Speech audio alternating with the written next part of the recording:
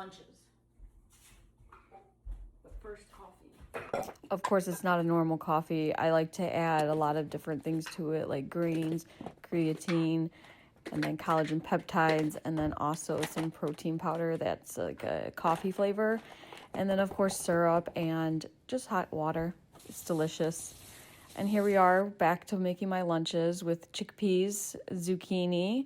I like to chop those up kind of smaller, and then I'll add some broccoli to that as well. And then once I add all of those things, then I'm going to do a little bit of seasoning, onion powder, garlic, red pepper, so on and so forth. And then here I am making my yogurt parfaits.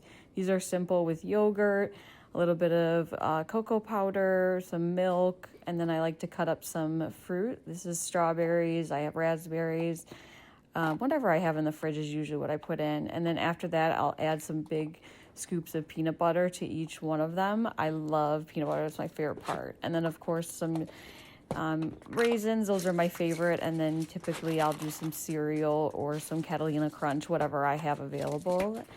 And then let me just put away everything because it's just getting to be out of hand and I don't want everything just sitting out anymore. And a stop for some coffee.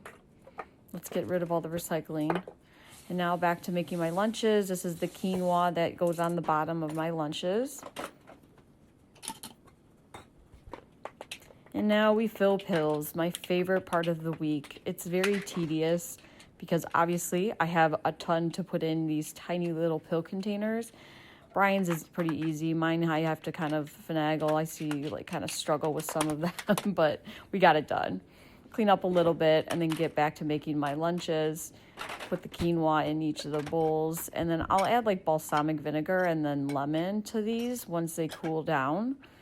That's usually the most I do with those. And then I had to stop and take a treadmill break because I needed a walk. I think I did about 4.5 miles. I wasn't being lazy, even though I said I was.